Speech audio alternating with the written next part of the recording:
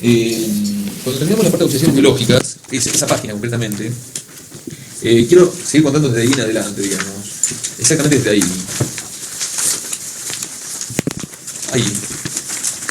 Ahí mismo, exactamente. La anterior.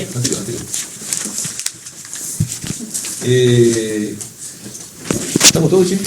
Bueno, dale. Entonces vamos a contar un poco cómo se regula tanto cadena respiratoria como fosforilación oxidativa, que se conoce con nombre de control respiratorio, y la molécula que regula estos procesos es el ADP, digamos. O sea, concretamente el ADP estimula tanto cadena respiratoria como fosforilación oxidativa, lo cual es lógico que si hay mucho ADP, digamos, se tenga que activar estos procesos para convertir justamente ese ADP en ATP, ¿no es cierto? Entonces vamos a dar vuelta a la hoja y vamos a analizar estos gráficos que siempre preguntan, son prioritarios, digamos, que son los gráficos de consumo de oxígeno.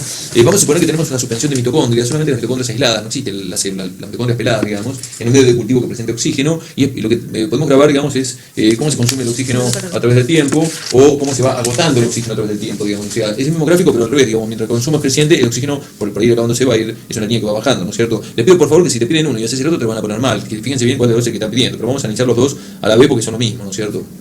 Inicialmente, recordemos que tenemos una suspensión de mitocondrias y supongamos que tenemos un electrodo donde podemos medir, digamos, la cantidad de oxígeno que se va agotando o bien consumiendo la mitocondria, digamos. Inicialmente comenzamos con una baja pendiente, implica baja velocidad de cadena respiratoria, y en determinado momento del experimento agregamos a la suspensión de mitocondrias ADP, que dijimos que es la sustancia activadora, pero también hay que agregarle un sustrato dador de electrones, porque si no hay electrones que circulen por la cadena respiratoria, por más que pongas ADP, no activas nada, ¿no es cierto? De manera que cuando ambas moléculas están presentes, se logra, aumenta la pendiente, o sea, aumenta el consumo de oxígeno, aumenta la cadena respiratoria, hasta que llega un momento en el cual la pendiente vuelve a bajar, baja la velocidad de cadena respiratoria, y esto puede ser debido a dos posibles circunstancias, digamos. O bien todo el ADP se transformó en ATP, en cuyo caso no hay motivo para que la cadena respiratoria funcione a alta velocidad, o la otra posibilidad es que se agotó el sustrato dador de electrones. Si quiero saber cuál de las dos variables es la que está limitando el proceso, lo tengo que volver a agregar, pero de modo separado. Por ejemplo, si yo hago una segunda reposición de ADP, digamos, en las mitocondrias, y la pendiente no se altera, la interpretación es que no era lo que faltaba en el ADP, sino que lo que faltaba era el sustrato, por lo cual si yo lo vuelvo a agregar, digamos, nuevamente aumenta la pendiente, se activa, digamos, aumenta el consumo de oxígeno, aunque si lo que faltaba era el ADP, digamos, cuando lo vuelvo a agregar, digamos, la activación ocurre en ese momento. Es una u otra de las dos. ¿Es claro esto, lo que se ve? Sí. Todos vemos, ¿no? Bien. El tercer tipo de gráfico que me pueden pedir, digamos, está referido a la concentración de ATP, digamos, que está dispuesto con líneas discontinuas, que tiene que ver con la fosforilación oxidativa, digamos. Y la concentración de ATP, digamos, siempre es creciente, porque el ATP bien se forma o no, digamos, y sigue el mismo trazo que el consumo de oxígeno. ¿Por qué? Porque hemos ya aclarado en algún momento que cadena respiratoria está acoplada con fosforilación oxidativa, de manera que si tenés alta velocidad de cadena respiratoria, eso implicará alta producción de ATP y viceversa, ¿no es cierto? ¿Cómo he visto preguntado esto? He visto preguntado los tres gráficos de modo separado, o en un mismo gráfico, digamos, los tres trazos superpuestos, digamos. De las dos maneras lo he visto en los exámenes. Así como habíamos visto moléculas que inhibían, digamos, a los complejos de la cadena respiratoria, también hay moléculas que bloquean la fosforilación oxidativa. Por eso ahí dice a continuación bloqueantes de la fosforilación oxidativa, que los hay de dos tipos, digamos. La primera de ellas son los llamados agentes desacoplantes, digamos. El dibujo de abajo explica claramente qué hace un agente desacoplante, digamos. O sea, el desacoplante, desde lo químico, es una sustancia orgánica que suele ser un ácido débil o un ionóforo, y en el dibujo se muestra, digamos, el desacoplante capta a los protones que están en el espacio intermembrana y los reingresa a la matriz mitocondrial, pero en vez de pasar esos protones por ATP sintetasa, los pasa por la membrana mitocondrial interna. Claro, el desacoplante, digamos, te disipa el gradiente de protones porque lo pasa por la membrana, impidiendo que pase por la ATP sintetasa, ¿no es cierto? Razón por la cual, por supuesto, no habrá fosforilación oxidativa porque los protones no están pasando por la ATP sintetasa, pero como los protones reingresan, pueden ser vueltos a bombear por la cadena respiratoria y sigue habiendo consumo de oxígeno, digamos. O sea, la célula sigue respirando, pero la energía del gradiente de protones que no queda almacenada como ATP se disipará como calor. La agente desacoplante siempre va a producir un aumento de temperatura por ese motivo. Está claro lo que estoy diciendo, porque se disipa la energía, digamos, como calor, digamos, porque no se produce ATP, digamos. Ejemplos de drogas que pueden ser, que hay que recordar, digamos, como desacoplantes, son el 2,4-dinitrofenol, que se lo indica con las siglas de DNP, el dicumarol. La pirina también tiene potencial desacoplante, sobre todo en niños, y por eso toman dosis menores que nosotros, que tomamos de 500 miligramos, ¿no es cierto? Hay un caso clínico, digamos, en la guía, digamos, en un TP, digamos, que se llama intoxicación por aspirina. Ahí básicamente lo que se discute, digamos, es que una madre le da a su hijo, digamos, la aspirina del adulto, digamos, a la dosis del adulto, porque puede tener, no sé, alguna señal de fiebre o un resfrío o lo que fuera, digamos, y el chico, digamos, no solamente que no mejora, sino que empeora, digamos, que aumenta tiene fiebre, y la fiebre en realidad es un aumento de temperatura corporal, digamos, como fruto del desacople de la aspirina en los tejidos, digamos, de cadena respiratoria con fosforilación exterior, que dijimos que es productora de calor, ¿no es cierto? Otro desacoplante que ahí está citado, digamos, es la valinomicina, que es un ionóforo de potasio. ¿Qué tiene que ver el potasio? Digamos, la valinomicina lo que hace es redistribuir potasio a ambos lados de la membrana mitocondrial interna, y al hacer eso, digamos, lo que hace es neutralizar la diferencia de potencial eléctrico de la membrana. O sea, la componente eléctrica desaparece, pero no la química. Hay más protones afuera, pero como la diferencia de potencial eléctrico desaparece, porque el potasio la neutraliza, los protones que están afuera tienen menos fuerza para entrar, ¿no es cierto? Y después hay desacoplantes que son fisiológicos, como por ejemplo la proteína termogenina, que está instalada en las mitocondrias del tejido adiposo pardo, que es justamente un tejido implicado en la génesis de calor, y lo hace a través de mecanismo, digamos. Y por supuesto, un tema de primer parcial, digamos, las hormonas tiroides, una de las funciones que tienen, digamos, es la termogénesis, y lo hacen a través de este mecanismo, digamos, o sea, crear proteínas que desacoplan en la mitocondria, cadena respiratoria de fosforilación oxidativa para la producción de calor, ¿no es cierto? ¿Cómo será nuestro gráfico de consumo de oxígeno como una función del tiempo frente a la gravedad desacoplante? Yo voy a hacer el de consumo de oxígeno, pero el de concentración es lo mismo, pero de arriba para abajo. Yo lo aclaro y me gustaría que lo hagan en sus casas, al lado, y no quiero que lo improvisen en el propio examen, digamos, o sea, háganlo para que quede claro, digamos. Entonces, iniciamos con una baja pendiente, baja velocidad de cadena respiratoria, en determinado momento agregamos ADP y sustrato, con lo cual se logra el efecto activante, y cuando agregamos el desacoplante dijimos que no hay interrupción en la cadena respiratoria, por lo cual la línea llena continúa, digamos, pero sigue en parate, digamos, en la síntesis de ATP porque se detiene la fosforilación oxidativa. O sea, en el gráfico lo que es posible ver, digamos, es que hay cadena respiratoria sin fosforilación oxidativa. ¿Es claro para todos esto? Sí. Bien. En la siguiente página lo que se muestra, digamos, es el otro tipo de drogas que son los inhibidores, que inhiben a la enzima ATP sintetasa, digamos. Y el caso concreto es la droga oligomicina, que inhibe a la fracción F sub O, digamos, el canal de protones. Entonces, que en el dibujo de abajo es posible verlo, digamos. Si tenemos la membrana mitocondrial interna, la canal respiratoria que bombea protones, y del otro lado tenemos la ATP sintetasa que está totalmente taponada, porque la oligomicina tapa el canal de protones, sin duda no habrá fosforilación oxidativa, no hay.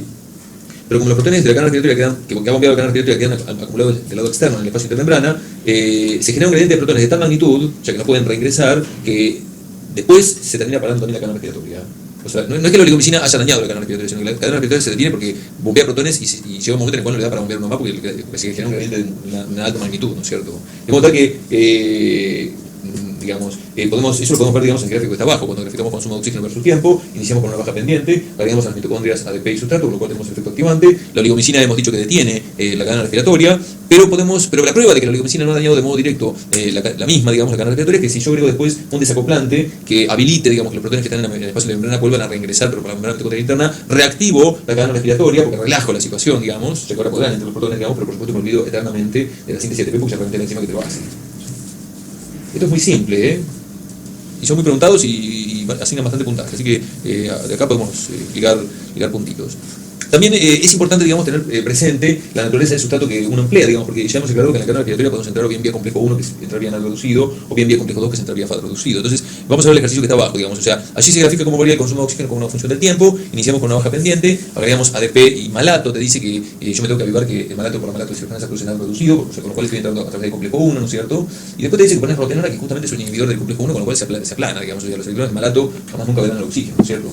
Ahora, bien distintas las circunstancias que están en el gráfico del lado, en donde te dice que graficas el consumo de oxígeno con una función del tiempo. Comenzamos con una baja pendiente, agregamos ADP y succinato, que es entrar vía complejo 2, porque produce FAD reducido, digamos, y después te dice que pones rotenona que inhibe el complejo 1, con lo cual no hay ningún tipo de interrupción, porque los electrones del FAD reducido, digamos, no pasan por el complejo 1 para nada, digamos. O sea, ahora, debe quedarnos claro que cualquier veneno que esté después de la coenzima Q en adelante, inhibiendo o bien el complejo 3 o el complejo 4, ya sea que entremos vía NAD o vía FAD, estamos fritos siempre, como es el caso de cianuro o la antimicina, qué sé yo. Está claro que es así, ¿no es cierto? Abajo hay un ejercicio típico de parcial, en donde te dan una sucesión de agregados, digamos, y uno tiene que confeccionar. Yo vuelvo a decir, es el de consumo de oxígeno, el de concentración es para abajo. Jodo con esto porque la gente se cuelga mal y es el cohete, digamos. Hay una serie de trampas, digamos, en las cuales no hay que caer, digamos. O sea, estos experimentos se hacen con suspensiones de mitocondrias aisladas, digamos, de modo tal que, por ejemplo, si vos a las mitocondrias le pones glucosa, por supuesto no va a pasar nada porque el metabolismo de la glucosa es citoplasmático, no es mitocondrial. O si le pones lactato, no va a pasar nada, la LDH, digamos, es citosólica. También hay que tener presente que hay algunas moléculas que hemos discutido en algún momento que no son permeables a la membrana mitocondrial interna, digamos, como por ejemplo NAD reducido u oxalacetato, digamos, ¿no? O sea, si lo pones en las mitocondrias es como si no le pusieras nada, ¿no es cierto? Entonces vamos a ver qué es lo que cómo está resuelto el ejercicio, digamos. El primer agregado es ADP, los agregados 2 y 3 son NADH y oxalacetato, digamos que no entran en la mitocondria, con lo cual es como si nada. La 5 con 4, que es malato, que logra entrar en la mitocondria, se activa. Después pones, el siguiente agregado es amital, que como la rotenona inhibe el complejo 1, con lo cual sí va a haber un planchazo. Lo resolvemos poniendo succinato, que es entrar vía complejo 2. ¿Me siguen? Sí. Luego ponemos oligomicina, que dijimos que detiene indirectamente la cadena respiratoria, pero lo resolvemos poniendo un desacoplante como lo es la aspirina, y el último agregado es cianuro, que revienta todo, digamos, y por lo tanto el planchazo se dispara siempre.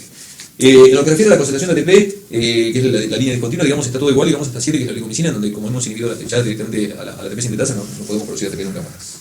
¿Se entiende cómo pueden llegar a preguntar? También hay ejercicios de este tipo, digamos, en las guías, digamos, de modo tal que sugiero que tratemos de hacerlos.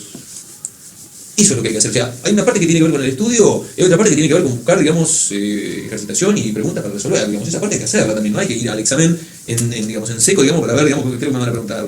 Sí hay preguntas de ejercitación para poder hacer. Hagámosla. Sí, más o menos anda por ahí el asunto. Está claro, ¿no? En la página siguiente, digamos, el último comentario que hace el texto de investigaciones es cómo se regulan los niveles de ATP en miocardio y en músculo esquelético también, cito también. Ya hablábamos un poco de esto. Hay una molécula, es un producto especializado de aminoácidos que es la creatina. La creatina se fosforila por ATP para dar al producto creatina fosfato, que es por la enzima creatinquinasa, digamos, que es un compuesto de alta energía. y la acumulación de creatina fosfato, digamos, en el músculo, digamos, es muy útil porque cuando el músculo requiere ATP de una manera muy súbita, digamos, esa reacción es reversible, la reacción va para atrás y se produce ATP de una manera muy rápida y pronta, ¿no es cierto? De hecho, los reservorios de creatina fosfato musculares son los primeros que se gastan para cualquier trabajo muscular intenso, ¿no es cierto? Que proveen ATP para unos pocos segundos, eso hay que decirlo. Es otro ejemplo de fosforilación a nivel de sustrato. Recordemos que fosforilación a nivel de sustrato es crear ATP, digamos, expensas de compuestos de alta energía y no del gradiente de protones de la cadena respiratoria. ¿Está claro, no? Entonces abajo hay un dibujo que muestra cómo se adapta la mitocondria muscular, digamos, para la generación de creatina fosfato. Si ahí tenemos dibujada la mitocondria, la membrana mitocondrial interna, la externa, entre ambas el espacio intermembrana, digamos, ahí se puede ver la ATP de ATP translocasa que ha bombeado ATP fruto de la fosforilación oxidativa del espacio intermembrana, y en el espacio intermembrana existe la creatinquinasa, que con ese ATP fosforila la creatina para la generación de creatina fosfato que se acumula al lado citosólico, y la ATP que queda como producto de reacción para la translocasa vuelve a reingresar para ejecutar nueva fosforilación oxidativa. O sea, lo que uno debe entender de ese dibujo es que hay un acoplamiento entre la ATP de translocasa y la creatinquinasa para generar grandes cantidades de creatina fosfato que el músculo usará cuando lo demande súbitamente. Y también lo dijimos y lo vuelvo a repetir ahora, la creatina fosfato lamentablemente no te dura eternamente, sino que tiene una vida media al cabo de cual se decompone para la creatinina, que es un catabolito nitrogenado que se elimina por vía urinaria, que fue lo que alguna vez la creatina fosfato muscular. ¿Está claro esto? Bien, vamos a entrar en el tema de radicales libres, que es un teórico, y yo quiero apuntar, digamos, hacia las cosas que son más relevantes de este tema, digamos. O sea, que son las siguientes. O sea, la definición de radicales libres es que es toda especie química que tiene un electrón desapareado. ¿Cómo lo podemos entender eso? Digamos? O sea, todos quizás sepamos, digamos, que las moléculas tienen electrones, que desde los simbólicos se le ponen con flechitas, digamos, y que ocupan espacio físico que se llaman orbitales, que se lo representa con un cuadradito, digamos. O sea, a la izquierda se muestra un orbital con dos electrones que se hayan apareado, ¿no es cierto? Y al lado se muestra un orbital con un solo electrón sin su compañero, con el cual se haya desapareado. Y eso es el concepto de radical libre, digamos. Hay una especie química que tiene, digamos, un orbital con un electrón solito, desapareado. Y ese electrón solito, desde lo simbólico, se lo pone con un punto. El punto, digamos, es el simbolismo de radical libre. Ahora, desde lo teórico, la formación de radicales libres puede ser de diferentes maneras. Puede haber lo que se llama ruptura homolítica. Significa eso, que si yo tengo dos átomos A y B conectados por una unión covalente, en donde comparten dos electrones, se separan y cada átomo se lleva el electrón que había apuesto, con lo cual ese electrón va a quedar solo. Tenemos en ese caso dos radicales libres neutros. Puede haber captura de electrones, si tengo una especie a la cual entra un nuevo electrón, que se quedará solo y tenemos un radical libre con carga negativa. O puede haber pérdida de electrones, con lo cual si tengo una molécula de la cual sale un electrón, su ex compañero quedará solo y también tenemos en ese caso un radical libre con carga positiva. O sea, los radicales libres pueden o no tener carga eléctrica, pero lo que tienen siempre, digamos, es mínimamente un electrón separado. El punto no significa carga, que quede claro ese detalle. La ruptura heterolítica da iones, pero no radical libre. La ruptura heterolítica significa que cuando la unión covalente se rompe, la pareja se agarra por un átomo de completo, por lo cual no queda ninguno desapareado. Vamos a lo importante en la página siguiente, que es hablar de las llamadas especies reactivas de oxígeno. Se lo abrevia con las siglas de ERO. El oxígeno como molécula que respiramos en total tiene 16 electrones. Y de esa totalidad, 14 electrones están apareados, aunque los dos últimos están en dos casilleros independientes desapareados. Esto significa que el oxígeno como molécula tiene dos electrones desapareados y por ende se lo caratula como birradical. Es un birradical porque tiene dos electrones desapareados. Y esa es la razón por la cual es una molécula altamente reactiva. Ahora, hemos también dicho en algún momento que en la cadena respiratoria la reducción del oxígeno es la que está escrita ahí, digamos, el oxígeno demanda 4 electrones con 4 protones para formar 2 moléculas de agua, pero el oxígeno que requiere de 4 electrones no puede tomar los 4 electrones en un mismo momento, sino que esos electrones deben ingresar al oxígeno de a uno por vez. O sea, en cuatro pasos, vamos a ponerlo de esa manera. Es así como toman los electrones del oxígeno. Y esa es la justificación por la cual los últimos componentes de la cadena respiratoria son citocromos, que transportan de un electrón por vez, porque es así como el oxígeno los agarra. Está claro, ¿no? Entonces, secuencialmente va a ocurrir las reacciones que están indicadas ahí, digamos. El oxígeno, digamos, gana su primer electrón para dar una especie química que se llama anión superóxido, oxígeno 2, puntito negativo, que es un radical libre porque de los dos electrones que tenía desaparecido el oxígeno solo queda uno desaparecido. En un siguiente paso, el anión superóxido, digamos, toma el siguiente electrón, digamos, que con dos protones genera el peróxido de hidrógeno, que es una especie de reactivo de oxígeno, pero no cumple con el requisito de radical libre porque los dos electrones desaparecidos que tenía el oxígeno tienen sus compañeros ahora. Bueno. ¿Qué?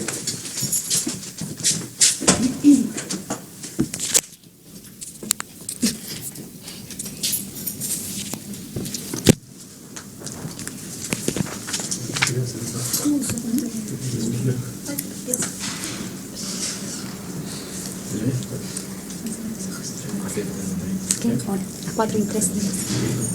Levante y mira para acá. No, ya le voy. Ah, no, para acá. Bueno, sigo. Y si todo termina bien, y los dos últimos pasos los pongo en uno solo, digamos, el peróxido de hidrógeno gana sus dos últimos electrones para finalmente ser 2 moléculas de agua y eso es una reducción total del oxígeno, que es lo esperable, digamos. Ahora, puedo ocurrir a una alternativa que es la que figura un poco más abajo. Si el peróxido de hidrógeno se libera, digamos, del complejo 4, pueden ocurrir alguna de esas dos reacciones. Digamos, puede reaccionar el peróxido de hidrógeno con hierro en estado más 2 para dar una especie que ahí está anotado como hidrógeno, oxígeno con un puntito. Es un radical libre, no es menos, es un puntito, digamos. Se llama radical hidroxilo más oxidrilo más hierro en estado más 3. Se llama reacción de Fenton esa, digamos. Y la otra posibilidad, digamos, es que el peróxido de hidrógeno liberado, digamos, reaccione con el anión superóxido, también para dar el radical hidroxilo más oxidilo más oxígeno molecular, y esa se llama reacción de Haber-Weiss. Conclusión de lo que se presentó hasta acá es lo siguiente. O sea, la realidad es que si el oxígeno se llega a retirar prematuramente al haber ganado sus 4 electrones, queda incompleto. Queda una especie reactiva de oxígeno, de las cuales algunas son radicales libres y otras no como el peróxido de hidrógeno. Y por supuesto eso va a suceder, porque es impensado que el 100% de oxígeno que uno respire llegue a término perfecto. Algunas se va a piantar. Claro, naturalmente, nosotros somos seres aeróbicos, necesitamos oxígeno para vivir, digamos, pero el oxígeno como costado, como cara negativa, digamos, tiene esto que es la generación de especies reactivas de oxígeno, digamos, que son, y radicales libres, que son la causa de nuestro deterioro y nuestro envejecimiento. Es esta la razón por la cual, digamos, uno envejece y se deteriora. ¿Está claro lo que estoy diciendo? El oxígeno es necesario para la vida, pero te va matando de a poco también. ¿Está claro este punto, no es cierto? Hay que decir también que la generación de estas especies, digamos, tiene en algunos lugares de nuestro organismo, digamos, algunas cosas útiles, digamos. O sea, dentro de la utilidad, digamos, una podría ser la respuesta inmune inespecífica, qué sé yo, un macrófago cuando fagocita a un agente infeccioso, digamos, justamente aumenta el consumo de oxígeno a propósito para producir especies reactivas de oxígeno para aniquilar aquello que se fagocitó, digamos. O sea, está perfecto que eso suceda, digamos. Y otro punto que creo que es conocido por todos es que es en la síntesis de hormonas tiroides, como reactivo indispensable para hacer hormonas tiroides es el peróxido de hidrógeno, porque hay una enzima llamada peroxidasa tiroide, digamos. O sea, está bien que en algunas partes de nuestro cuerpo se generen estas especies. Lo que pasa es que el análisis que hace el apunte tiene que ver con lo que figura un poco más abajo, digamos. O sea, si la producción de especies reactivas de oxígeno, digamos, supera a los sistemas de defensa, que los vamos a presentar más adelante, o sea, si hay más generación de lo que se debería producir, digamos, la célula entra en un estadio llamado estrés oxidativo. Y el estrés oxidativo produce un daño, lo que se llama daño oxidativo. ¿Por qué daño oxidativo? Porque como el radical libre quedó incompleto en electrones, va a empezar a robar electrones a cuanta molécula se le presente en el camino. Razón por la cual el radical libre se reduce y la molécula a la cual le quitó los electrones y dañó, por ende, digamos, se oxida. El daño es oxidativo. ¿Se entiende este punto, no es cierto? Vamos a dar vuelta a la hoja y vamos a ver cuáles son los diferentes tipos de daños oxidativos que pueden generar los radicales libres a las diferentes moléculas, digamos. Está el daño oxidativo, digamos, hacia las proteínas, que puede ser de dos maneras, digamos, puede ser tanto inespecífico como específico. Inespecífico sería pensar que tenemos una proteína en una atmósfera de radicales libres que la daña al completo, digamos, y esa situación se genera cuando el tejido vivo se somete frente a radiaciones ionizantes, como por ejemplo puede ser rayos UV, rayos X, rayos gamma nivelar, digamos. En ese caso, los radicales libres no provienen, digamos, de la cadena respiratoria, sino que provienen, digamos, de la ruptura de la molécula de agua por la propia radiación que llega al tejido, digamos. En realidad esto es el fundamento de la radioterapia que se emplea en oncología, digamos. O sea, la radioterapia, digamos, es justamente producir radicales libres que maten las células que no queremos. Tiene que ver con eso, ¿no es cierto? Es así el fundamento del cáncer de piel, también uno podría decir, los radicales libres generados por los rayos UV, digamos, generan este tipo de cuestiones. Y el daño a la proteína puede ser específico, eso habla de que no se daña toda la proteína, sino que hay sitios específicos dentro de la proteína que son más susceptibles y que son los sitios donde pueden ingresar metales como cofactores digamos, requeridos por la proteína, generalmente cationes equivalentes, como por ejemplo cobre, calcio, magnesio, etc. Entonces, si ahí abajo está dibujada una proteína y ese hueco vendría a ser un sitio para un metal como cofactor, si se ingresa en ese sitio de hierro más 2 y en la vecindad se hay un mitocondrio que produce peróxido de hidrógeno, se genera la reacción de Fenton que vimos atrás, se genera el radical hidroxilo que dijimos que era sumamente tóxico, digamos, y se daña exclusivamente ese hueco y no toda la proteína, con lo cual la proteína ya seguramente no sirve y después sobreviene la proteólisis. Los radicales libres pueden también dañar el daño oxidativo puede ser sobre los ácidos nucleicos y entonces en ese contexto podemos decir que el radical libre puede dañar a la pentosa y degrada la pentosa, digamos, con lo cual te corta la cadena de ácido nucleico por la mitad, reventó la pentosa que conecta digamos, la molécula de ADN o RNA, ya sea, o puede haber un daño oxidativo sobre la base nitrogenaria y en ese caso se producirá una mutación, ¿no es cierto? El daño oxidativo que más se describe es hacia los lípidos de la membrana, cuando ahí dice formación de hidroperóxidos lipídicos.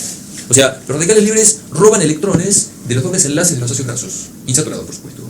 Y eso lo hacen a través de reacciones en cadena que constan de 3 fases o momentos. ¿Qué es el concepto de reacción en cadena? A mí me falta un electrón, yo lo robo al lado, el de al lado lo robo al lado y así se va propagando, ¿no es cierto? Entonces, a ver si entendemos esto, que está explicado de una manera terrible, digamos, en la punta, digamos. La primera parte, digamos, del proceso es la iniciación. O sea, imaginemos que ahí tenemos un fosfolípido de membrana, el glicerol, los ácidos grasos 1 y 2, y en la posición 3 el fosfato y el alcohol X. Generalmente el ácido graso insaturado que tiene doble ligadura está en el carbono 2, ahí está puesta la doble ligadura. Eso lo simboliza, digamos, el apunte con la simbología LH. De modo que el radical libre roba electrones de esa doble ligadura, con lo cual queda, en vez de poner un doble enlace, digamos, se queda un punto, digamos, queda un electrón solo, digamos, desvariado y ahora queda un radical fosfolípido. L punto, digamos, es un radical orgánico o fosfolípido, ¿no es cierto? Luego viene el elemento de propagación que está abajo, digamos, o sea, ese radical orgánico generado puede reaccionar con oxígeno, el oxígeno se asocia a ese carbono y ahora uno de los átomos de oxígeno queda como radical libre y eso se lo simboliza con las siglas LOO punto y eso se llama radical peroxilo, que es aún más nocivo que el anterior. Y en la siguiente línea, digamos, el radical peroxilo vuelve a reaccionar con otro fosfolípido fresquito que está al lado de la bicapa lipídica, por supuesto vuelve a robar electrones de otra doble ligadura, por lo cual queda una especie llamada hidroperóxido lipídico, o nuevamente L punto, que la flecha indica que vuelve nuevamente a foja cero para seguir reaccionando con oxígeno. O sea, ¿cuál es el perjuicio de todo esto que estoy contando? Digamos? O sea, primer punto, digamos, se generan estas moléculas llamadas hidroperóxido lipídico que son fosfolípidos defectuosos. Segundo punto, lo que se puede ver, digamos, es que desaparecen las doble ligaduras. Y las doble ligaduras son un factor crítico para la fluidez de la membrana, con lo cual las membranas plasmáticas se van rigidizando cada vez más. Y la tercera cosa que hay que señalar, esto está escrita en la página que sigue, pero nadie toque nada, digamos, es que aquella cadena que incorpora oxígeno se degrada, se fragmenta, y eso permanentemente está tirando productos tóxicos hacia el interior celular. Esto ocurre concretamente, digamos, si vos pones aceite, digamos, comestible, digamos, al aire libre, el aceite, digamos, con el tiempo, digamos, experimenta un proceso llamado rancidez. Tiene un olor, no sé si alguna vez alguien, seguramente no, digamos, porque uno tiene no consume aceite de rancido, pero el aceite, digamos, la doble ligadura con el oxígeno del aire experimentan esto que estoy contando, digamos, y se enrancia, tiene olor el aceite, digamos, no es que tiene bacterias ni nada por el estilo, digamos. Los productos que se generan, digamos, como son estas, tienen que ver con todo esto que estoy contando. Evidentemente, el último paso de la reacción de cadena es la terminación, porque si esto no se termina, la célula se desvanece, con lo cual la terminación puede ser concebida como el choque entre dos radicales libres que se neutralizan el uno con el otro, y lo más potable, que lo que vamos a ver en breve, digamos, es la participación de la agente antioxidante, que para eso está, ¿no es cierto? Entonces, ahora que ya hemos discutido cómo los radicales libres pueden dañar los componentes celulares, vamos a ver cómo lo entendemos, ¿cierto? Entonces, por eso cita a continuación hay una frase que dice sistemas de defensa. Pueden ser clasificados como primarios o secundarios, digamos. Dentro de los primarios, obviamente tenemos los agentes que atacan los radicales libres, tenemos los agentes antioxidantes, tenemos que conocer cuáles son. El más importante es la vitamina E, que se llama tocoferol, es una vitamina liposoluble, y por supuesto es el más importante porque por ser liposoluble va a defender nuestras membranas biológicas. Está re bueno, digamos, que consumir grandes cantidades de vitamina E, digamos, sí, sin duda que sí. Vitamina C, digamos, también, o ácido ascórbico, digamos, es una vitamina hidrosoluble y también tiene potencial antioxidante. Vitamina A, que puede ser retinol o retinal, digamos, también tiene capacidad antioxidante. El glutatión, que ya hemos mencionado, lo es también. Y después, los tres últimos, digamos, son postulados como antioxidantes, pero son in vitro en el tubo de ensayo y nadie sabe si en nuestro cuerpo lo son. Digamos, cuando habla de la bilirrubina, que es un pigmento que viene del catabolismo del grupo hemo, de la degradación del hemo. El ácido úrico, ya dijimos que no es prudente tener mucho cantidad en nuestro cuerpo, pero tiene capacidad antioxidante. Y una molécula llamada melatonina, que probablemente conozcan, la produce la glándula pineal porque tiene que ver con la regulación de los periodos de sueño y vigilia, digamos. Tendría capacidad antioxidante. Digamos, la melatonina se ha dicho tanta cosa que nadie sabe que es verdad y que no. Aparecen ahí moléculas que se llaman atrapadores de radicales libres, que son pigmentos que suelen estar en algunos alimentos, se llaman flavonoides antocianos. Se cita el vino tinto cuando te dicen tomate la copita Cabernet Sauvignon, digamos que tiene capacidad antioxidante, que es verdad. Lo que pasa es que nadie toma la copita, te tomas la botella, o te tomas el vinacho de coso, que ahí te morís, obviamente. Y después tenemos enzimas que suelen estar en los peroxisomas. Hay que saber esto, las enzimas que están en los peroxisomas y que hay que saber el nombre de estas enzimas y las reacciones que catalizan. Entonces, la primera es la superóxido dismutasa, que se indica con las siglas de SOD, que requiere de cobre y zinc. La reacción que cataliza es que agarra dos NN superóxidos, que en presencia de dos protones, digamos, da agua oxigenada más oxígeno. Luego hay una enzima llamada catalasa, que requiere como cofactor al grupo hemo y que transforma el agua oxigenada en agua más oxígeno. Y la última ya la hemos citado cuando hablé de glutatión, la glutatión peroxidasa, que demanda selenio como cofactor y transforma el agua oxigenada en agua a costa de glutatión reducido que pasa al estado oxidado. Esto nos defiende, obviamente. Por eso te venden todo esto, te venden la pastilla que tiene vitamina A, vitamina E, todo, selenio, etcétera, digamos, que la gente lo consume y lo compra, pensando que consumiendo una diaria, digamos, todo esto, digamos, se va a ver el espejo y se va a ver rejuvenecido y nunca va a ocurrir eso. Y después tenemos los sistemas de defensa secundarios, que no contrarrestan los radicales libres, sino que lo que hacen es reparar los daños que han ocasionado, digamos. O sea, obviamente tenemos las proteasas que van a degradar las proteínas dañadas, las fosfolipasas que van a reparar los fosfolípidos que también se dañaron y las enzimas reparadoras del ADN, ¿no es cierto? Yo debo decir, digamos, que a una persona no se le puede dar máscara de oxígeno de modo indiscriminado, digamos, o sea, porque en algunos casos no queda otra alternativa, digamos, sobre todo si tienen problema pulmonar, un EPOC, alguna cosa de ese estilo, ¿no es cierto? Digamos, o sea, el oxígeno, digamos, es necesario porque si no se pone violeta, digamos, pero es un arma de doble filo, la va liquidando. El oxígeno, digamos, en mayor cantidad, digamos, te va. Y el primer órgano que va a se va a agarrar es el pulmón. ¿Se entiende lo que estoy diciendo? ¿No? O sea, ya no se lo van a decir al paciente, digamos, pero ya a sabiendas, digamos, el pulmón se va destruyendo, digamos, de una, por esto. Hay un par de casos clínicos, quiero hacer un par de comentarios nada más de esto, no me parece que valga la pena su lectura, o sea, sí quiero comentar. Por ejemplo, pero se va a ver en el tercer parcial, digamos, o sea, hay una patología que tiene que ver con la generación de radicales libres, en realidad hay múltiples, o sea, hay muchas cosas que mucha etiología no se sabe y dice que empezó todo con producción de radicales libres. Hay dos cosas que quiero mencionar, digamos, por ejemplo, el proceso de la formación de placas de ateroma, la aterogénesis. O sea, existe una lipoproteína, tercer parcial, no importa, llamada LDL. LDL es lo que naturalmente llamamos colesterol malo, porque no es colesterol de los tejidos, que no es malo para nada. Y lo malo tiene que ver con que es posible que las partículas LDL, como si fueran esferitas, entran a nuestros vasos, se oxidan por radicales libres, dañan su estructura Y al quedar paradas allí, digamos, es ese comienzo, digamos, de la formación de la llamada placa de ateroma, que tiene un proceso que no voy a escribir ahora, sino que lo veré en la clase parcial. Claro, o sea, el daño, digamos, de la serie D, digamos, por radicales libres, por su oxidación, es el principio, digamos, de la formación de la placa de ateroma. Y después hay otro caso clínico que se charla también, que se llama hipoxia reperfusión. Esto es importante y tiene que ver con lo siguiente. Vamos a imaginar, digamos, que un individuo experimenta un sangrado en una extremidad, por así pensarlo, y se le practica un torniquete, que es una práctica que ya está medio como en desuso, digamos, pero bueno, no importa, vamos a imaginar esa circunstancia, digamos. El torniquete, digamos, lo que hace, digamos, es evitar, digamos, que el excesivo sangrado, ¿no es cierto? Obviamente que en el momento en el cual uno le practica el torniquete al paciente, digamos, el tejido, digamos, que está por delante, digamos, de la compresión, digamos, experimenta pérdida de oxígeno, ¿no es cierto? Entra en una condición de hipoxia, que es algo muy malo, ¿no es cierto? Ahora, cuando uno destraba, digamos, el torniquete, viene el evento de reperfusión, que es la oleada súbita, digamos, de sangre con mucha cantidad de oxígeno, digamos. O sea, que es tan malo, digamos, como el propio torniquete. El torniquete, digamos, genera una condición de hipoxia, pero la súbita llegada de oxígeno genera una gran cantidad de radicales libres que produce daño tisular. ¿Se entiende este punto? Digamos, que es el daño se llama así, digamos, en medicina, se llama daño por reperfusión. ¿Se entiende? Eso puede ocurrir con un torniquete, puede ser con un coágulo que haya obstruido, digamos, una parte, digamos, porque está, digamos, obstruyendo el pasaje de sangre, y que cuando se disuelve, digamos, nuevamente viene un evento de reperfusión. También ocurriría una circunstancia semejante, digamos. Quiero completar diciendo, porque el texto lo señala, que la enzima candidata, digamos, que apunta, digamos, a la generación de radicales libres por el evento de reperfusión, es una que vimos la semana pasada cuando hablamos de metabolismo de nucleótidos, que se llama xantinoxidasa, que es la que genera ácido úrico. Xantinoxidasa genera ácido úrico, pero cuando hay mucho oxígeno, aparte de generar ácido úrico, genera el anión superóxido. ¿Se entiende lo que estoy diciendo? Esa enzima puede producir el anión superóxido, digamos, que jode, digamos, y aparte de generar ácido úrico, en el evento de reperfusión. Va a baja presión de oxígeno, no lo hará. ¿Se entiende este punto? Y vamos a dar vuelta a la hoja para ver algo que no solamente pertenece a la punta de radicales libres, sino que también tiene la punta de neuroquímica. Muy importante esto, sí, lo es, esto es muy importante, y es hablar de óxido nítrico. Por favor, este tema, este es un por favor. Es fácil, pero importante. Óxido nítrico es una molécula que en su estructura tiene 15 electrones, y como tiene un número impar, un electrón tiene que estar solo, con lo cual es un radical libre, sin duda. Es un gas liposoluble que tiene una vida media que va de 2 a 60 segundos. Entonces, ¿qué hacen? ¿Qué pregunta van a hacer? Digamos? Ítem A, escriba la reacción de formación de óxido nítrico. Ya lo hemos visto en productos especializados de aminoácidos. Ahí está escrita, digamos. La arginina es el precursor, que en presencia de oxígeno y NADPH genera NADP, óxido nítrico y citrulina por una enzima llamada óxido nítrico sintetasa, NOS. Ítem B, escriba cuáles son las isoformas de la óxido nítrico sintetasa. Digamos, hay 3 variantes, digamos, la neuronal, la endotelial y la macrofágica. Llevan su índice, digamos, la neuronal lleva su índice N, la endotelial E, y la macrofágica puede aparecer con una M, pero puede aparecer con una I también. Y de inducción, porque la isoforma macrofágica se induce por respuesta inmunológica. Esto quiere decir que cuando el macrófago se come, digamos, un agente infeccioso, también va a producir óxido nítrico, digamos, para liquidarlo, porque es un radical libre el óxido nítrico.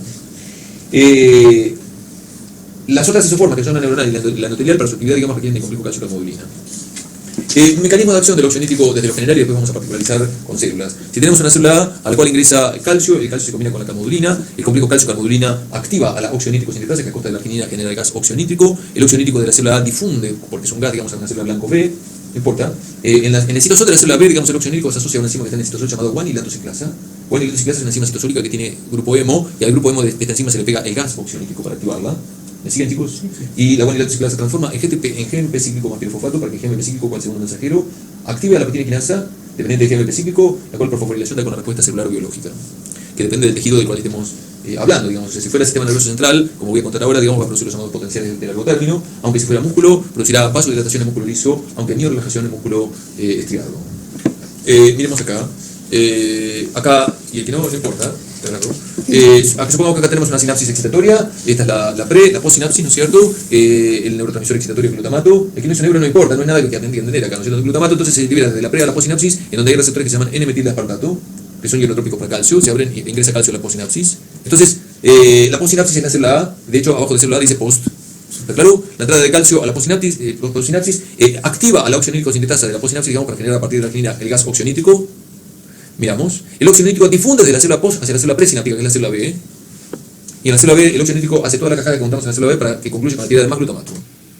Y por eso potenciales de largo término. Es una retroactivación, ¿cierto? O sea, quiere decir que este circuito, digamos, perdura por mucho tiempo, digamos, y por eso se sospecha que tiene que ver con los elementos de la memoria, ¿no es cierto? En términos de músculo, digamos, en realidad, el endotelio es el productor de óxido nítrico. Es la célula A, el endotelio. El endotelio produce óxido nítrico, digamos, y difunde el óxido nítrico, digamos, a la célula muscular. Y en la célula muscular, a través de esa cascada, digamos, lo que ocurre, digamos, es se impide, digamos, la liberación de calcio de retículo sarcoplásmico. Y si no hay liberación de calcio de retículo sarcoplásmico, no puede haber contracción muscular. Por lo tanto, se produce en músculo liso vasodilatación, aunque en músculo estriado miorelajación. Esto queda con esa fisiología. Está claro, ¿no es cierto? Por supuesto, me olvidé de decir cuál es la reacción de depuración del óxido nítrico, digamos, o sea, ahí se puede ver arriba que es la oxiohemoglobina que en presencia de óxido nítrico da metahemoglobina más nitrato, que se elimina por orina, o sea que los nitratos urinarios fueron lo que alguna vez el óxido nítrico que hemos producido. Y este es el costado positivo del óxido nítrico, pero como radical libre también tiene un costado negativo, digamos, o sea, también puede reaccionar abajo de todo con el oxígeno para dar dióxido de nitrógeno, que es otro radical libre también muy nocivo. Puede reaccionar con los grupos sulfhídricos de las proteínas para dar productos llamados nitrosotioles, y también tiene la propiedad, digamos, como las especies reactivas de oxígeno, que de dañar los componentes de la membrana, como hemos visto previamente, digamos. ¿Se entiende lo que estoy diciendo? Por supuesto que el daño que produce el óxido nítrico es muy inferior que las especies reactivas de oxígeno, porque la generación de dióxido nítrico es muy inferior a lo que podemos respirar. Nosotros respiramos oxígeno, no respiramos óxido nítrico. Está claro este punto, ¿cierto? ¿Queda claro el tema? ¿Sí? Entonces yo entiendo, en relación a este punto, que se fueron 2 hojas nada más de radicales libres, que si vemos esto, que se role, digamos, más o menos cuáles son los sistemas de defensa, mencionamos especies reactivas de oxígeno, qué sé yo, cosas, sistemas de qué daño ocasiona, más o menos viene por ahí la cosa, no van a preguntar cosas raras, algún caso clínico que planteé acá recién, no van a joder tanto con esto. Entonces yo sugiero esto con lo que escuchamos y bájate, si no querés leer, no leas, está bien, no lo leas. Y si no lo van a leer. Agarrá, pero bajá por lo menos las filminas, digamos, que están en la web. ¿Qué es lo que el material que el tipo eligió, digamos, para darlos? Miralas, no le imprima, no va a estar claro, sí.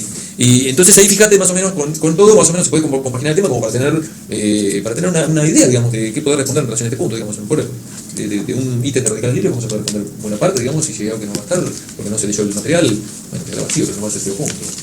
Está claro, ¿no? Vamos a lo último. Es el apunte más sencillo de todos. Claro, uno lo ve, lo orejea y dice, esto es un montón, y no lo es.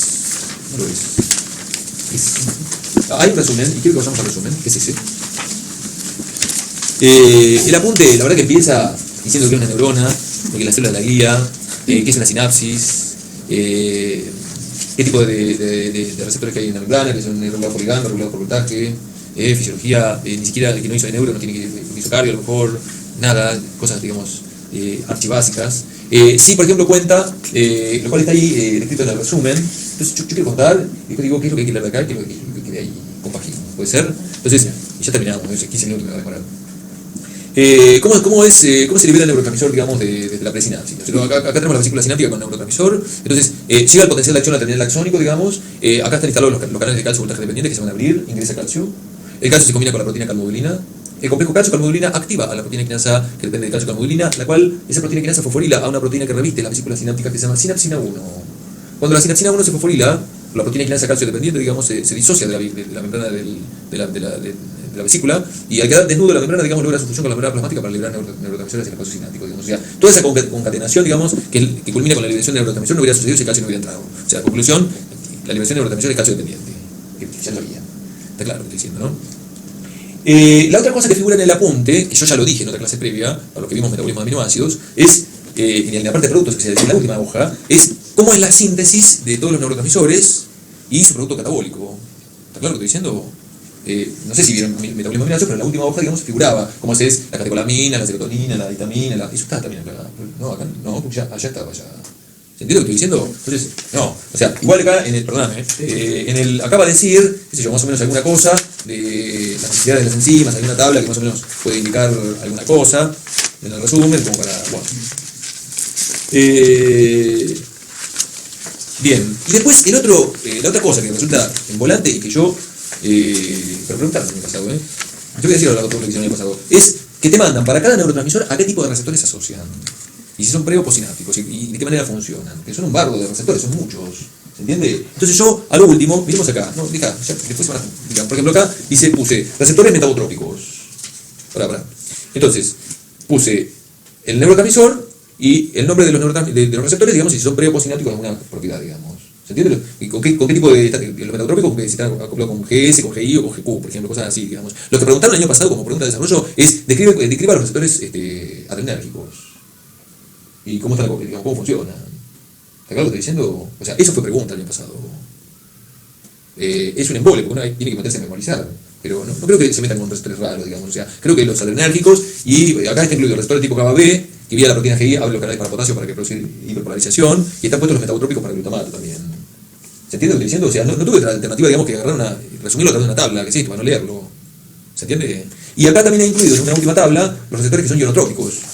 O sea, que hay que saber, digamos, receptores nicotínico para acetilcolina, todos tienen que conocer esto, que es ionotrópico para sodio, la estructura, primer parcial, por otra parte. Lo lamento, o sea, esto aparte de fisiología, receptores, el receptor tipo GABA, que es ionotrópico para el cloro. ¿Es muy raro lo que estoy diciendo? No entiendo nada. ¿Quién más? Bueno, dale, sí. Yo hice fisio, así que no sé, pero claro. ¿Y qué? ¿El parcial? Sí. Receptores ionotrópicos, digamos, cloruro, tienen un canal de cloruro, pero nada, son que tiene 60 que pueden entrar cloro, qué sé yo, nada más. O sea, no hay mucho que produce, un evento que se llama hiperpolarización. ¿Está claro? Potencial de acción. Y después el receptor para el glutamato, que son el N-metildeaspartato, el AMPA y el cainato. Estos dos son ionotrópicos para el sodio y este es ionotrópico para el calcio. O sea, acá no hay mucho para entender, digamos, es descriptivo esto, digamos, es la descripción de los receptores. Algunos son metagotrópicos y otros son ionotrópicos. Son preposinatos, algún comentario, nada más, está resumido. ¿Se entiende lo que estoy diciendo? El que hizo neuro, algo obviamente tiene que saber, y que no hizo neuro, digamos, no es la gran cosa tampoco. Muchos otros receptores sí tienen que saber, digamos, hizo cardio, hizo cualquier otra cosa, digamos, los receptores se ve, digamos, fisiología en todos lados. Está claro, ¿cierto? Porque es la modulación, digamos, ¿o no? Bueno, o sea que, más o menos, yo diría, de esta punta que quiera leer, que lo lea, porque va a ir de ahí. O sea, pero si no, está eso. O sea, acá se muestra quizás, qué sé yo, esto lo quiero mostrar simplemente, cómo es el receptor, la estructura del receptor N-metildeaspartato, que digamos que es ionotrópico para calcio. O sea, el receptor tiene un sitio donde suena el ligando, que es el aspartato de glutamato, un sitio regulatorio donde se asocia la glicina, un canal por donde principalmente circula el calcio y secundariamente puede pasar el sodio, y un sitio inhibitorio donde se asocia el magnesio, de modo tal que cuando el magnesio se le asocia, digamos, no es posible el flujo de calcio, digamos. O sea, para que el magnesio se retire de su sitio inhibitorio tiene que entrar sodio y por lo tanto despolarizar la membrana. Pero claro, de manera que si acá tenemos una sinapsis, una postsinapsis excitatoria, en donde en la postsinapsis están los tres receptores, el NMDA, el AMPA y el cainato, cuando se libera el glutamato desde la pre hacia la postsinapsis, el glutamato se pega a los tres receptores, los primeros en funcionar van a ser el AMPA y el cainato, que son ionotrópicos para sodio, la entrada del sodio despolariza la membrana, lo cual posibilita que el magnesio se retire para que pueda funcionar el NMDA. ¿Está claro? ¿Se entiende algo de esto? Este es el apunte más fácil de todos. Y no por eso lo vamos a colgar, porque el año pasado hubo gente que quedó brochada porque no me van a preguntar esto, porque es sumamente sencillo. Y entró la pregunta. Este modelo que está descrito acá se llama excitotoxicidad. ¿Qué pasaría si hay una hiperfunción en la liberación de glutamato? Si funcionan muchos receptores. La entrada desmedida de sodio atrae agua y por tanto produce daño osmótico. Y la entrada exagerada de calcio activa toda una serie de enzimas que son degradativas, con lo cual la neurona postsináptica entra en disfunción. Es un modelo teórico que justifica algunas patologías, digamos, del sistema nervioso central cuando hay una tirada exagerada de glutamato. ¿Sí? Entonces, conclusión. Hasta la página 35, o sea, es algo que acabo de contar, acá está opcionítico, ya contamos. Está lo mismo que en radicales libres. Hasta la página 35 está el resumen, lo que está en el apunte de metabolismo de aminoácidos y la tabla que muestran los diferentes tipos de receptores a los cuales se asocian los neurotransmisores. Y esto. Son 35 hojas. Está claro, ¿no es cierto? Lo que no va a estar en el resumen, que sí hay que saber, o sí, no cabe alternativa, pero que es muy simple, digamos, son los casos clínicos. No hay escapatoria de eso. Es lo más importante es como decir no voy a estudiar gota y estudio, no, es lo mismo. Claro, entonces por ejemplo acá cita trastornos afectivos, depresión y manía, digamos. Entonces cita que algunos cuadros depresivos, no todos, es muy básico, cursan con déficit, digamos, de catecolaminas y o serotonina. En algunas vías que ni siquiera hay que saber sus nombres. Claro, causa déficit de catecolaminas y o serotonina. Los primeros tratamientos, digamos, eran a base de drogas que eran inhibidores de la monoaminoxidasa, que es la enzima que degrada las catecolaminas para que haya más. No servían, tenían efectos colaterales. Hoy en día se les suministra drogas que se llaman antidepresivos tricíclicos, que evitan la recaptación de catecolaminas y se combate el proceso. Entonces, problema, déficit de catecolaminas, ¿cómo lo tratás? Y nada más. La condición maníaca es la opuesta, digamos, la persona está hiperexaltada porque tiene un exceso de estos neurotransmisores. Para retirar, digamos, ese excedente de neurotransmisores, entonces se le da sales de litio como carbonato. Ese es el nivel de lo que hay que saber. Esquizofrenia, en determinadas vías, digamos, neuronales, hay un exceso de producción de dopamina. ¿Correcto? Causa. No importa qué vía. Para retirar ese excedente de dopamina, digamos, hay drogas muy fuertes, digamos, que se suministran, que son el haloperidol y la clorpromacina. Claro que está que la retirada súbita de dopamina, digamos, combate, digamos, el cuadro esquizofrénico, digamos, pero todos saben, o algunos probablemente sí, digamos, que el déficit de dopamina produce el cuadro parkinsoniano. ¿Se entiende, no es cierto? ¿Qué es lo que sigue después? Parkinson, déficit de dopamina. Pero no le puedes dar dopamina para por vía oral porque no te ves la hepática, la L-dopa que se atraviesa para que te desarrolle dopamina en el cerebro, pero como es posible que a nivel hepático haya síntesis de dopamina a partir de la L-dopa, porque ahí está la decarboxilasa también periféricamente aparte del cerebro. La pastillita, aparte de tener la L-dopa, tiene un inhibidor de la decarboxilasa periférica para que sirve como L-dopa, digamos, al cerebro. Por supuesto que ese inhibidor no debe atravesar la barrera hematocefálica porque si no tampoco se te va a transformar dopamina en la cabeza. Este es el nivel de lo que hay que saber, sí o sí, que me parece que es tranquilo. O sea, yo estimo que en una tarde, digamos, este tema se liquida, digamos, para el que hizo neuro y para el que no también. No hay la gran cosa acá. Lo próximo, primer parcial, Alzheimer.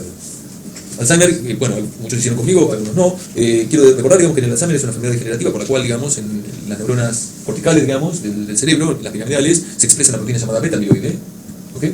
Y la proteína beta-amiloide es cortada por proteasas en fragmentos de menor peso molecular, que son hidrofóbicos, y esos fragmentos de la proteína beta-amiloide, digamos, se asocian, formando polímeros de alto peso molecular que precipitan, y eso degenera la neurona, digamos, dando las llamadas placas seniles. ¿Se entiende lo que estoy diciendo? Es una enfermedad degenerativa a base de la expresión de una proteína que se procesa incorrectamente. Va a citar que en el citocromo hay una serie de proteínas que son la tau y la MAP que se fosforilan de modo anormal y va a preguntar probablemente si hay algún problema con algún neurotransmisor. Hay un déficit colinérgico, acetilcolina, déficit. Por eso, tratamiento paliativo, porque de hecho no tiene cura, es suministrar una droga llamada tacrina.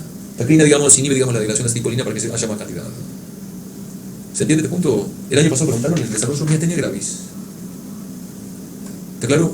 Miastenia gravis es una enfermedad autoinmune por la cual hay anticuerpos en la persona contra receptores nicotínicos expresados a nivel de placa motora e inervación neuromuscular. ¿Está claro? Entonces, al haber menos receptores nicotínicos, digamos, la persona padece o bien desde debilidad muscular hasta el incremento de la contracción de ciertos músculos. ¿Sí? Tratamiento. Se le suministra una droga llamada neostigmina, que es un inhibidor de la enzima acetilcolinesterasa, que degrada la acetilcolina. Entonces, si no degradamos acetilcolina, aumentamos su concentración en el espacio sináptico y potenciamos aquellos poquitos receptores que han sustituido la respuesta inmunológica. También hay que decir que la neostigmina no atraviesa barrera hematoencefálica porque el problema es periférico y no es central.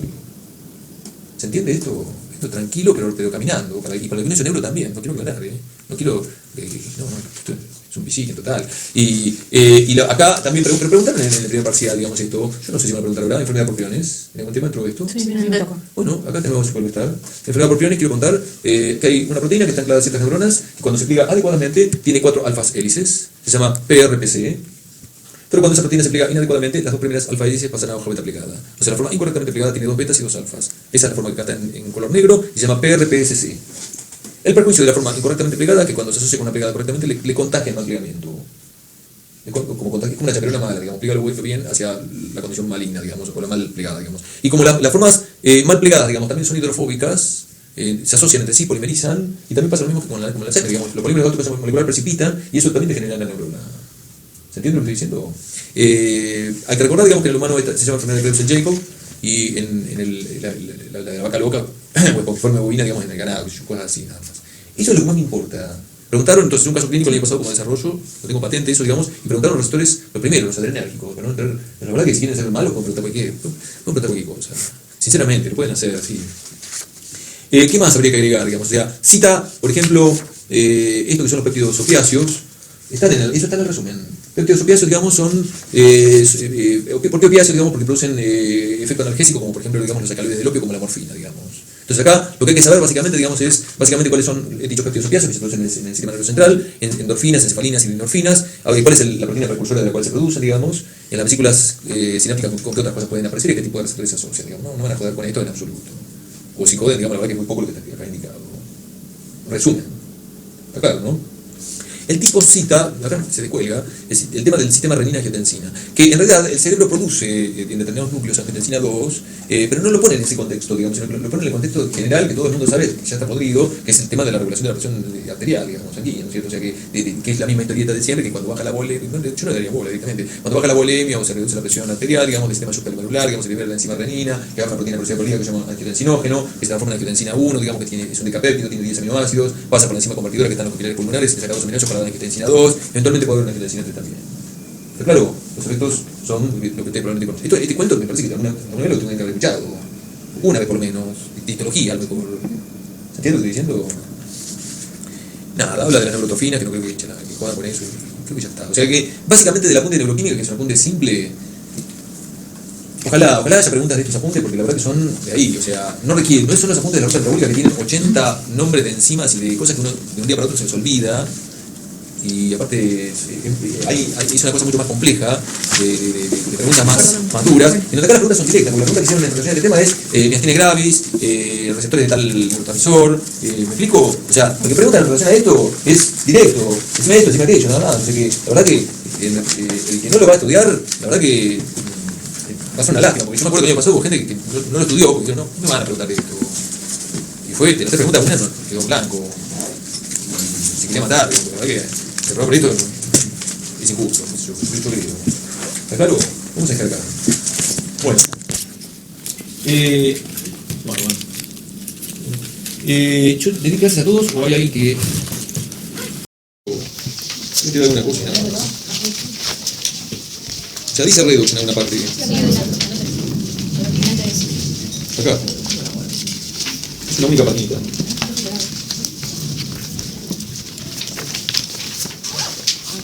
Ahí está. Bueno, revisemos algunos conceptos.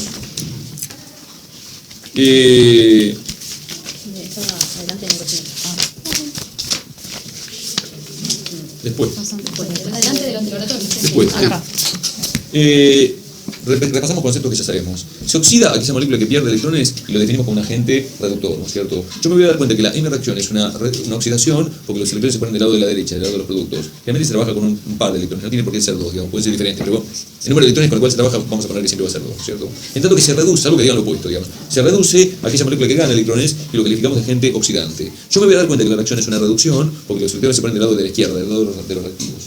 Entonces, acá el tema pasa por decirme quién se oxida y quién se reduce. Vamos a iniciar con esto, ¿no es cierto? Para lo cual te van a dar un numerito, que ya lo mencionamos cuando hablamos de cadena respiratoria, que es una E con un cerito con un apóstrofe, llamado potencial de reducción estándar. ¿Está claro? Que es un número expresado en voltios que mide la tendencia a ganar electrones. Vamos directamente con el ejemplo. El potencial de reducción estándar del NAD que se reduce a NADH tiene un valor de menos 0,320 voltios y el potencial de reducción estándar del piruvato que se reduce a lactato tiene un valor de menos 0,185 voltios. Te da dos reacciones de reducción, la reducción del primero y la reducción del segundo. Obviamente que la reacción redox no pueden ser las dos reducciones, una vas a tener que dar vuelta, una va a tener que ser oxidación. Claro. ¿Cómo saber cuál invertir? En la reacción redox espontánea, y lo hemos dicho en la cadena respiratoria, los electrones migran desde el compuesto de menor hacia el compuesto de mayor valor de potencial de reducción, ¿no es cierto? Estándar. Estándar es la misma historia de la bioenergética, presión en una atmósfera, temperatura 25, concentración molar, considerar que el pH sea neutro. Entonces, para saber cuál invertir, digamos, comparamos los números y establecemos lo que está escrito ahí, digamos. El número mayor va a corresponder a la reducción y esa va a quedar igual porque ya es reducción, digamos. Ahora, el número menor, el más chico, va a ser la oxidación y esa es la que voy a invertir. Pregunta para todos. De todos los números que tenemos a la vista, menos 0,320, menos 0,185, ¿cuál es el número más grande de los dos? Sí, entonces esa va a ser la reducción y la voy a dejar escrita como está, por eso abajo dice que el piruvato se reduce a lactato y la otra va a ser la oxidación y es la que voy a invertir. Y por eso dice que el NADH se oxida a NAD. ¿Se entiende lo que estoy diciendo? Guarda porque en bioenergética cuando vos invertías una reacción, el signo del delta G cambiaba. Acá cuando vos invertís una ecuación, no tocas el signo del potencial. Queda igual. ¿Se entiende lo que estoy diciendo, no? ¿Me siguen? Sumamos y obtenemos la reacción redox espontánea, que es la que está escrita, donde dice piruvato más NADH, flecha, lactato más NAD oxidado. Esa es la reacción espontánea de acuerdo con la receta que recién acabo de explicarles. Y al momento de tener que dar una respuesta de lo que nosotros hemos armado, solamente hay que mirar los reactivos de la reacción a la cual llegamos, porque los productos no intercambian electrones, solamente intercambian electrones los reactivos. Entonces, como posible respuesta de lo que armamos, podemos afirmar que el piruvato se reduce en presencia de NADH, o NADH se oxida en presencia de piruvato, o el piruvato oxida al NADH, todo un juego de palabras, o NADH reduce al piruvato, o bueno, como el piruvato se reduce es el agente oxidante, o como NADH se oxida es el agente reductor, cuando termino la clase y para parar. Pero los productos no están involucrados en ninguna afirmación porque los productos no dan electrones, sino que lo que uno gana y uno pierde son los reactivos. Está claro lo que estoy diciendo, ¿no? Es fácil esto. Mirá dos números, una que da igual, otra invertís, sumás y tenés la reacción redox, te fijas quién se reduce y quién se oxida y se terminó de los reactivos. En términos de cálculo, existe un parámetro llamado delta E estándar. Delta es la diferencia siempre del número más grande menos el número más chico, digamos. O sea, es el potencial estándar, digamos, del que se reduce, menos el que se oxida, el mayor menos el menor, que te tiene que dar siempre un número positivo, siempre que refieres el número más grande al número más pequeño, ¿correcto? Y acá viene la vinculación con la bioenergética para calcular el delta G estándar de la reacción que nosotros hemos confeccionado, que armamos ahí, digamos, a través de la formulita que ahí está cuadrada, donde dice que el delta G estándar es igual a menos n por F por el delta E estándar, donde n dijimos que es el número de electrones y el número que vamos a poner es 2, F es la constante de Faraday, te la van a dar, cuyo valor es 23.060 calorías por mol por voltio, y el delta E es la diferencia que recién acabamos de calcular, ¿cierto? De manera que cuando uno reemplaza los números en esa fórmula, sale el delta, como delta G estándar un número que es menos 6.200 y pico, claramente un número negativo, porque la reacción que nosotros hemos armado, o predicho, o predecido, digamos, es la espontánea. Que quede claro lo siguiente, miremos acá. En una reacción espontánea, el delta G es siempre negativo. Y eso tiene que ser, y de acuerdo con esto, el delta G tiene que ser negativo. Y el delta E va a tener que ser positivo. ¿Está claro? Ahora, si, miremos acá, si estuviéramos hablando de la reacción no espontánea, que es la que está escrita al revés, ¿estamos de acuerdo? La reacción escrita al revés es la no espontánea. Tiene el mismo delta G, pero con signo opuesto positivo, y tiene el mismo delta E, pero con signo negativo. O sea, es todo al revés. Escrita al revés, con los mismos números, pero cambiados. ¿Qué va a ser lo no espontáneo? Los electrones van de compuesto de menor hacia compuesto de mayor al de menor potencial de reducción. Y eso hace que el delta G, digamos, de un número positivo. ¿Se entiende lo que estoy diciendo? ¿Para todos es claro esto? Ahora, damos vuelta a la hoja. Y después, si alguien trajo el problema, lo analizamos. Como bioenergética, en donde se hablaba del delta G estándar, la condición de resolver no es estándar, porque las concentraciones son diferentes de 1 molar y la temperatura es diferente de 25 sobre 37, de manera que uno tiene que calcular el potencial en condiciones reales. Hay una fórmula muy semejante a la bioenergética, que es la que está arriba, digamos. El potencial en condiciones reales es igual al potencial en condiciones estándar más R por T sobre N por F por el logaritmo natural del cociente de la forma oxidada sobre la forma reducida. ¿Qué es la forma oxidada y la forma reducida? Veamos abajo. Si te dan un potencial de reducción, por ejemplo, de NAD, que se reduce a NADH, la primera especie, que es NAD, en la forma oxidada, y la segunda especie, que es NADH, digamos, en la forma reducida. Es como poner el logaritmo natural reactivo sobre el producto del par redox. En todo par redox, lo primero, el reactivo es la forma oxidada y el producto es la forma reducida. No sé si se entiende lo que estoy diciendo. Son potenciales de reducción. O sea, siempre la especie final es la reducida y la especie inicial es la especie oxidada. Reactivo sobre el producto de la misma reacción de reducción. Supongamos que te dicen así: bueno, te dan los potenciales estándar que estaban en la página de atrás, pero la temperatura es 37 grados centígrados y las concentraciones de piruvato, lactato, NAD y NADH son los números que están indicados ahí. Entonces, te dice, bajo ese conjunto de condiciones, digamos que no es estándar, porque es real, porque son diferentes de 1 molar, calculame los potenciales reales y con los potenciales reales armame la reacción redox que tiene que suceder espontáneamente en la célula. Claro, entonces voy a usar la ecuación que está escrita arriba, digamos, para cada par y para corregir cada par de reducción a las concentraciones que me está dando el problema. El potencial real del par NAD-NADH es igual al potencial estándar más R por T sobre N por F por el logaritmo natural de NAD sobre NADH, oxidado sobre N reducido. ¿Se entiende lo que estoy diciendo? No invierto nada en este momento. Y el potencial real del par piruvato lactato es igual al potencial estándar más R por T sobre N por F por el logaritmo natural de piruvato sobre lactato, oxidado sobre reducido. Saco la cuenta, ahí están los números, y después termino haciendo lo mismo de antes. El número más grande es la reducción y esa va a quedar escrita igual, y el número más chico va a ser la oxidación y esa es la que voy a invertir. Claramente de los dos números reales que están a la vista, ahora el número más grande corresponde al par NADH, que va a quedar igual, y la otra va a ser la que va a invertir. Por eso la ecuación que queda, digamos, de comparar los potenciales reales es la que está escrita abajo. Digamos, fíjense que el NAD se reduce y la otra la que invertir, con lo cual el lactato se oxida a piruvato. ¿Lo ven, chicos, esto? Sí. ¿Está claro? No hubiera podido jamás armar esa reacción si no hubiera obtenido los potenciales redox reales para saber cuál hay que invertir y cuál no hay que invertir. ¿Se entiende? ¿Seguras? Sí. El delta E real es la diferencia del número más grande menos el número más chico para calcular el delta G real con la misma fórmula. Bueno, la verdad que es súper mecánico, lo que pasa es que hicieron algo un poco más raro. Hay que recordar las fórmulas de bioenergética que están abajo, en donde el delta G estándar es igual a menos R por T por el logaritmo de la constante de equilibrio, o la misma ecuación pero despejada. ¿Alguien trajo el problema que tomaron? Es igual, pero lactato, o sea, no te da piruvato, es averiguar la concentración, creo que de piruvato. Nadie, equilibrio. no lo trajo. Nadie. Yo la verdad no lo